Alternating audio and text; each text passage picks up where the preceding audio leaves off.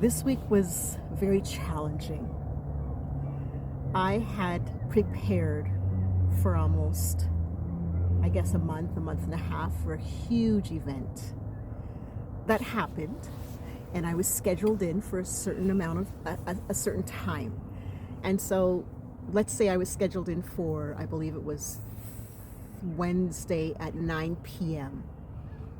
And it was broadcast globally to different continents, the continent, Europe, United States, Canada.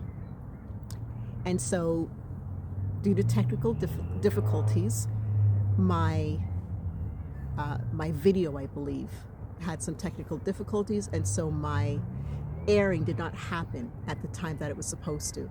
I had informed, and I keep track of these things, close to 100, at least 100, 150 people that I know, people from my childhood, people I've known since I was 8 years old, people I've known for the past 40 plus years, people I've known from the different schools and places I've worked at in Montreal, in Toronto, in Windsor, in Detroit, people from Ghana that I had met along the way, right? And so the time needed to be changed. And so I was very disappointed. But I also realized that when I was in Montreal, a young man had asked about failure, and I didn't feel that this was a failure on my part, and nor do I feel it was a failure on the organization's part. The the video just didn't work at that time, but the point is, nothing happened when it was supposed to happen, and it really disappointed me because I had planned so much for this event, and I was banking on the fact that it would happen just as planned. And it's interesting because the very first video that I launched on my TikTok speaks about when you make plans, God laughs.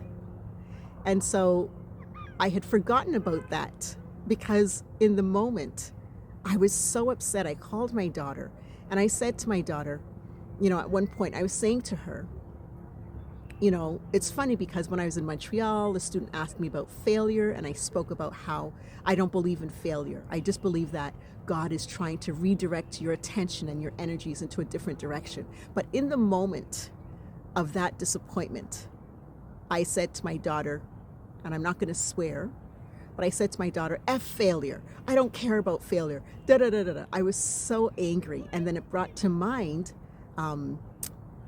something from my high school, where we had learned through my high school religion teacher, Miss Baxter, we had learned about death and dying through Kubler-Ross and the 5 stages of death, and how you have denial and bargaining and anger, and not necessarily in that order.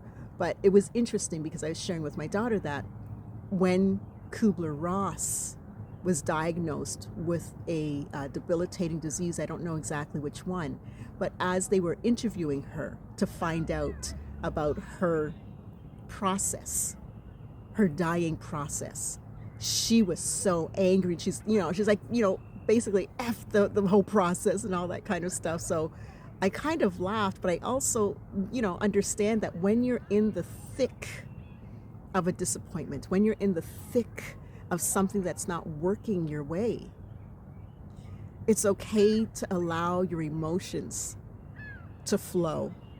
The other thing I did say to my daughter, I'm Catholic, and so I had said to my daughter, in the theme of Easter, Jesus fell, so I'm going to fall too, right? I'm going to fall down too.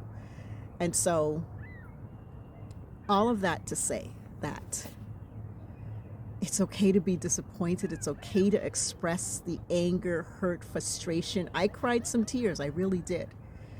And I'm a firm believer that when you cry, when you release, you open up space for your body, for your mind, and your soul to open up